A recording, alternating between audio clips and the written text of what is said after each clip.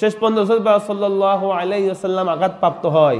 তাহলে দেখেন, শুধুমাত্র নিজেদের মধ্যে মতবিরোধ, মতনৈক্য, নিজেদের মধ্যে ইউনিটি না থাকার কারণে আর কিছু দুনিয়ার ভোগ বিলাস, কিছু দুনিয়ার গনিমত লাভ করার জন্য 40 জন সাহাবা চলে আসার কারণে শেষ পর্যন্ত রাসূলকেও কি হয়, রক্তাক্ত হয়ে ময়দান থেকে আসতে হয়। বেশি লোক লাগে না, কিন্তু অল্প লোকই যথেষ্ট হয়ে যায়। এটা হলো আমাদের খেয়াল রাখতে হবে।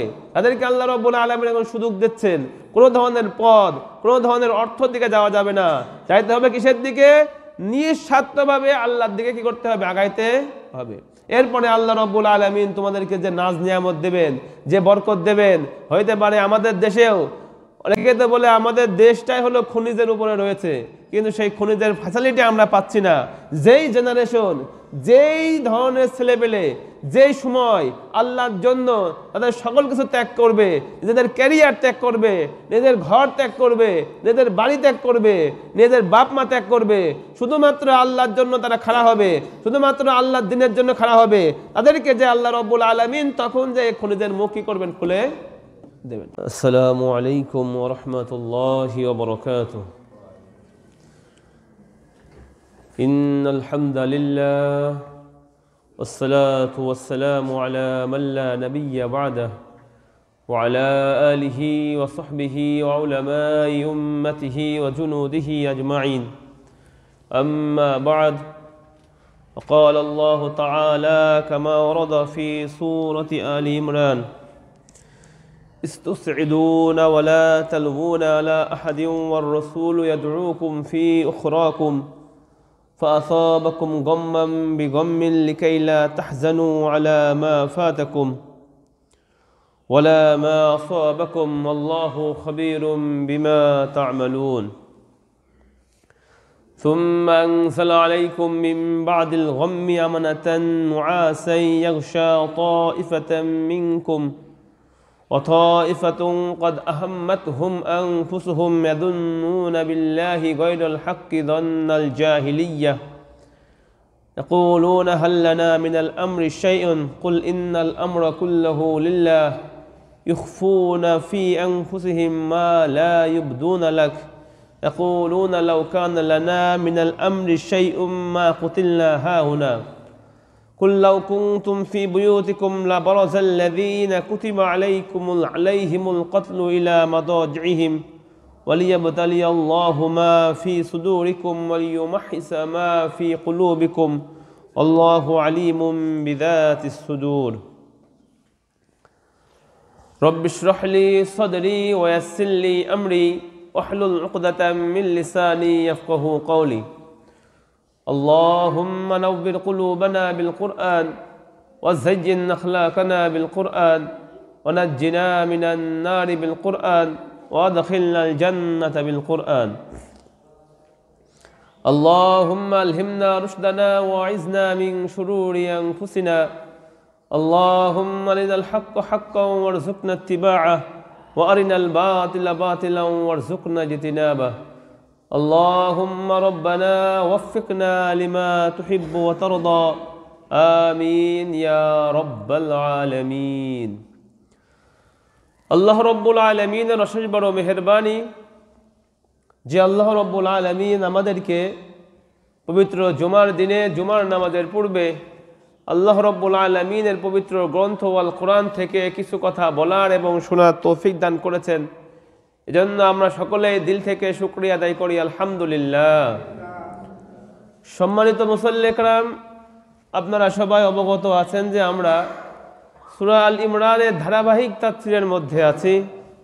ইতিমধ্যে আমরা 152টি আয়াতের তাফসীর শেষ করেছি এবং গত সপ্তাহে আমরা 153 নম্বর আয়াতের মধ্যে ছিলাম।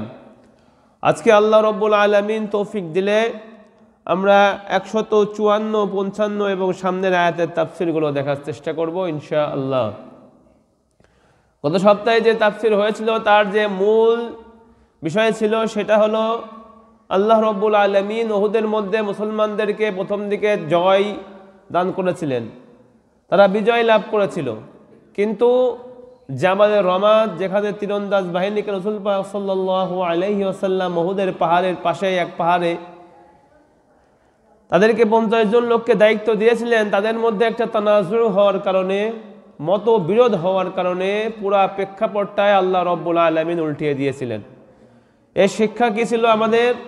যে যখনই মুসলমান নিজেদের মধ্যে দলাদলি করবে, নিজেদের মধ্যে ইখতিলাফ করবে, মতনৈক্য হবে, মতবিরোধ হবে, সেই সকল ক্ষেত্রে আল্লাহ রব্বুল আলামিনের যে বরকত সেগুলো উঠিয়ে নেবেন আল্লাহ রব্বুল আলামিন। যে সমস্ত বিষয় আপনাদেরকে বিজয় দান করবেন আল্লাহ রব্বুল আলামিন, গনিমত দান করবেন, সেই বিষয়গুলো ঘুরে যে আপনাদের বিপক্ষে চলে যাবে। যে সম্মান আল্লাহ রব্বুল আলামিন আপনাদেরকে ওয়াদা করেছিলেন সেটা দেবেন, কিন্তু যদি এর মধ্যে আপনাদের কোনো দুনিয়ার স্বার্থ থাকে, দুনিয়া হাসিল করতে চান, আল্লাহ আপনাকে সুযোগ দিল অনেক দিন পরে, 16 বছর পরে সুযোগ পাইলাম আমরা।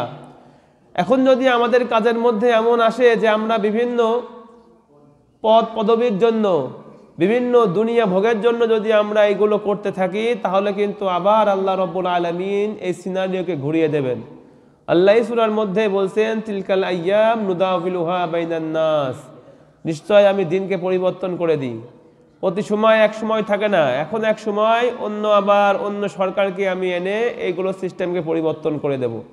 যেহেতু আল্লাহ রব্বুল আলামিন আমাদেরকে সুযোগ দিয়েছেন, এগুলো আমাদের প্রত্যেকের উচিত হবে যে আমাদের নিজের জান, নিজের মাল, আল্লাহ কোরআনের বিভিন্ন জায়গায় বলছেন, ওয়ানফিকু আমওয়ালাকুম ওয়া আনফুসাকুম, তোমরা তোমাদের মাল এবং তোমাদের নফসকে কি করো? আল্লাহর রাস্তায় খরচ করো। নিজের জান এবং মাল দিয়ে আল্লাহর দ্বীনকে প্রতিষ্ঠা করার জন্য চিন্তা করতে হবে। আল্লাহর দ্বীনকে সামনে রেখে ঢাল বানিয়ে যদি কোনো পদ পদবী বা কোনো স্বার্থ যদি আমরা হাসিল করতে চাই, তার পরিণাম কিন্তু অনেক ভয়ঙ্কর, যেটা আমরা এখান থেকেই বুঝতে পারছি। আল্লাহ রব্বুল আলামিন সাহাবারা জিতা যুদ্ধ, কিছু গনিমতের জন্য কিছু সাহাবা চলে আসছিলেন, এজন্য আল্লাহ রব্বুল আলামিন বলছেন, মিনকুম মান ইউরিদুদ দুনিয়া, তোমাদের মধ্যে কেউ কেউ আছে যারা কি চাও? দুনিয়ার চাও। এই দুনিয়া চাওয়াটা এটাই কিন্তু মুসলমানের ধ্বংসের মূল কারণ হয়ে গিয়েছে ইতিহাসের মধ্যে। ওমিনকুম মান ইউরিদুল আখিরা, এবং কিছু কিছু লোক কি চাও? আখিরাতও চাও। তো এই সিচুয়েশনের মধ্যে তাদের উপরে এমন হয়েছিল যে আল্লাহ রব্বুল আলামিন সুম্মা সরাফাকুম আনহুম, আল্লাহ রব্বুল আলামিন তাদের থেকে যে সাহায্য সেটা কি করেছিলেন? সরিয়ে নিয়েছিলেন। লিয়াবতালিয়াকুম, আল্লাহ রব্বুল আলামিন তোমাদেরকে পরীক্ষার মধ্যে ফেলে দিয়েছেন। কিন্তু আল্লাহ রব্বুল আলামিন বলছেন, আমি তোমাদেরকে মাফ করে দিয়েছি, কারণ আমি যারা মুত্তাকি, যারা মুমিন বান্দা, তাদের প্রতি দয়াশীল। সিচুয়েশনটা কেমন হয়েছিল যে তাদের গনিমত ক্রান্তে যাওয়ার কারণে খালেদ বিন ওয়ালিদের নেতৃত্বে যে অশ্ব বাহিনী তারা এসে দুই দলে বিভক্ত হয়ে একদল রাসূলুল্লাহ সাল্লাল্লাহু আলাইহি ওয়াসাল্লামকে আঘাত করেছিল তার তাঁবুতে, এবং অন্য বড় দল খালেদ ইবনে ওয়ালিদের নেতৃত্বে মুসলমান সেনার পিছু নিয়েছিল। এখান থেকে মুসলমান সেনারা অনেক বিপদে পড়ে, অনেক ক্ষয়ক্ষতি হয়ে যায়, ইভেন তারা ছত্রভঙ্গ হয়ে যায়। তারা কি করবে বুঝতে পারে না। রাসূলুল্লাহ সাল্লাল্লাহু আলাইহি ওয়াসাল্লাম তাদেরকে ডাকতে থাকে, তারপরে রাসূলুল্লাহ সাল্লাল্লাহু আলাইহি সাল্লামের ডাকের প্রতিও তারা সাড়া দেয় না। আল্লাহ রব্বুল আলামিন সেটা বলতে, ইস্তুসঈদুনা ওয়ালা তালবুনা আলা আহাদিন, তোমরা ছত্রভঙ্গ হয়ে দুনিয়ার কিছু গনিমত লাভ করার জন্য তোমরা তানাজু করেছিলা, মতন বিরোধ করেছিলা, কিছু দুনিয়া কামানোর জন্য। এজন্য আল্লাহ রব্বুল আলামিন তোমাদেরকে পরীক্ষায় ফেলেছে। যখন পরীক্ষায় ফেলেছে তোমরা ছত্রভঙ্গ হয়ে গিয়েছো। ছত্রভঙ্গ হওয়ার পরে তোমরা আসমানের দিকে পাহাড়ের দিকে ওঠার চিন্তা ভাবনা করেছো। তখন তোমরা দিক ঠিক পাও নাই, কোন দিকে যাব বুঝতে পারো নাই, তখন তোমরা পাহাড়ের দিকে চলে গিয়েছো। এমনও ঘটনা হয়েছে কিছু কিছু সাহাবা, জলিলুল কদর সাহাবা, যুদ্ধ ময়দান থেকে সরে গিয়েছিলেন। এর মূল ভিত্তি কোথায় বলতেছি? নিজেদের মধ্যে অনৈক্য এবং দুনিয়ার প্রতি কিছুটা লোভ, এটা হলো তাই মূল ভিত্তি। নিজেদের মধ্যে অনৈক্য এবং দুনিয়া কামানোর চিন্তা ভাবনা যদি থাকে, আল্লাহ রব্বুল আলামিন কিন্তু আবার আমাদেরকে পরীক্ষার মধ্যে ফেলবেন এবং আমাদের জান দিয়ে এগুলোকে চুকানো লাগবে।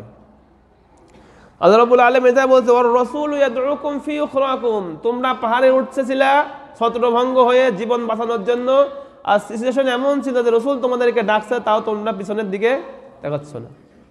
ফাআসাবাকুম গাম্মাম বিগাম্মিন, তোমাদের উপরে আল্লাহ রাব্বুল আলামিন এই কারণে দুঃখের উপরে দুঃখকে চাপিয়ে দিয়েছেন।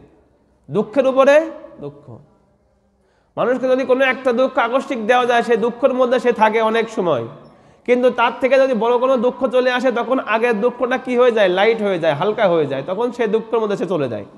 এটা হলো মানুষের একটা নীতি, এটা হলো মানুষের মধ্যে যে মানসিকতা আছে এটার একটা সিস্টেম। যে অন্য অন্য যে সমস্ত যে সংবাদ ছিল, অন্য অন্য যে সমস্ত দুঃখ ছিল, যুদ্ধে হেরে যাওয়া, গনিমত না পাওয়া, আরো ৭০ জন সাহাবা মরে যাওয়া, এই সকল দুঃখগুলো তখন ছোট হয়ে রাসূল পাক সাল্লাল্লাহু আলাইহি সাল্লাম শহীদ হয়েছেন এই খবরটা তাদের কাছে বড় আকারে দেখা যায়।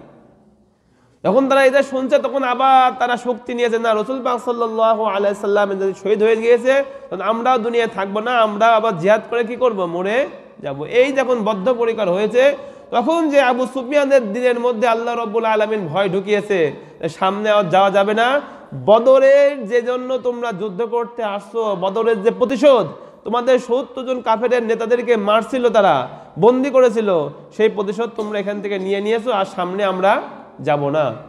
খালিদ বিন ওয়ালিদ বলেছিল, না আমরা পাহাড়ে উঠে যাব, উঠে যেয়ে ওখানে মুসলমানদের একবার শেষ করে দেব, ওদের গোড়া শুদ্ধ শেষ করে দেব। কিন্তু আবু সুফিয়ান তাকে অনুমতি দেয় না, না দিয়ে সেখানে সে বড় বড় বলতে থাকে যে আজকে হাবলের বিজয় হয়েছে, আজকে লাতের বিজয় হয়েছে, আজকে উজ্জার বিজয় হয়েছে।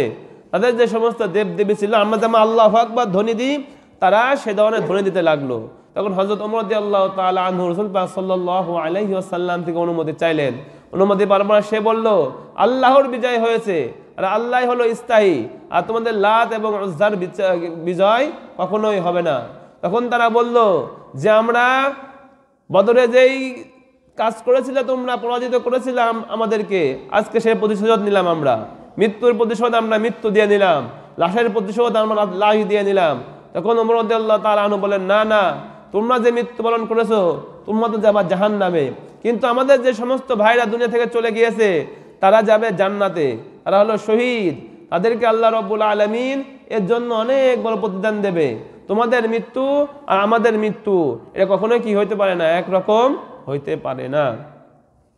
তো রাসূল পাক সাল্লাল্লাহু আলাইহি সাল্লামকে যখন আঘাত করে তখন বিভিন্ন সাহাবা রাসূল পাক সাল্লাল্লাহু আলাইহি ওয়াসাল্লামকে রক্ষা করার জন্য আসে। আবু তালহা রাদিয়াল্লাহু তাআলা আনহু প্রাণপণ যুদ্ধ করে রাসূল পাক সাল্লাল্লাহু আলাইহি ওয়াসাল্লামকে বাঁচানোর জন্য। তো শেষ পর্যন্ত রাসূল পাক সাল্লাল্লাহু আলাইহি ওয়াসাল্লাম আঘাতপ্রাপ্ত হয়। তাহলে দেখেন, শুধুমাত্র নিজেদের মধ্যে মতবিরোধ, মতনৈক্য, নিজেদের মধ্যে ইউনিটি না থাকার কারণে আর কিছু দুনিয়ার ভোগ বিলাস, কিছু দুনিয়ার গনিমত লাভ করার জন্য 40 জন সাহাবা চলে আসার কারণে শেষ পর্যন্ত রাসূলকেও কি হয়, রক্তাক্ত হয়ে ময়দান থেকে আসতে হয়। বেশি লোক লাগে না, কিন্তু অল্প লোকই যথেষ্ট হয়ে যায়। এটা হলো আমাদের খেয়াল রাখতে হবে। তাদেরকে আল্লাহ রাব্বুল আলামিন এখন সুযোগ দিচ্ছেন, কোনো ধরনের পদ, কোনো ধরনের অর্থের দিকে যাওয়া যাবে না, যাইতে হবে কিসের দিকে, নিঃস্বার্থভাবে আল্লাহর দিকে কি করতে হবে, আগাইতে হবে। এরপরে আল্লাহ রাব্বুল আলামিন তোমাদেরকে যে নাজ নিয়ামত দেবেন, যে বরকত দেবেন, হইতে পারে আমাদের দেশেও অনেকে তো বলে আমাদের দেশটাই হলো খনিজের উপরে রয়েছে, কিন্তু সেই খনিজের ফ্যাসিলিটি আমরা পাচ্ছি না। যেই জেনারেশন, যেই ধরনের ছেলেপেলে যেই সময় আল্লাহর জন্য তাদের সকল কিছু ত্যাগ করবে, নিজেদের ক্যারিয়ার ত্যাগ করবে, নিজের ঘর ত্যাগ করবে, নিজেদের বাড়ি ত্যাগ করবে, নিজেদের বাপ মা ত্যাগ করবে, শুধুমাত্র আল্লাহর জন্য তারা খাড়া হবে, শুধুমাত্র আল্লাহর দিনের জন্য খাড়া হবে, তাদেরকে যে আল্লাহ রাব্বুল আলামিন তখন যে খনিজের মুখ কি করবেন, খুলে দেবেন। এটা আল্লাহ রাব্বুল আলামিনের সিস্টেম। যখন জমিনে শরীয়ত প্রতিষ্ঠা হয়ে যায়, ইনসাফ প্রতিষ্ঠা হয়ে যায়, তখন কি জমিনও সকল কিছু বরকত দিয়ে দেয়। যেমন দেখেন আফগানিস্তানের মধ্যে এখন সব দিক থেকে বরকত হচ্ছে, ফসলে বরকত, সব কিছু বরকত, অর্থে বরকত। সবচেয়ে রাইজিং কারেন্সি বর্তমানে এই আফগানিস্তানের কারেন্সি সারা পৃথিবীর মধ্যে। ওদের ডেভেলপমেন্ট সব থেকে বেশি বর্তমানে হচ্ছে। এজন্য সকল কিছু ছেড়ে দিয়ে আল্লাহ রাব্বুল আলামিনের রুজু ধরে যেতে হবে সকলে মিলে। আমাদের যে মুসলমানদের মধ্যে আমরা বিভিন্ন দল মত নিয়ে একজন অন্যদিকে চলে যায়, এক মৌলবাদী অন্য মৌলবাদীর দিকে চলে যায়, এইগুলোই হলো আমাদের ধ্বংসের মূল কারণ।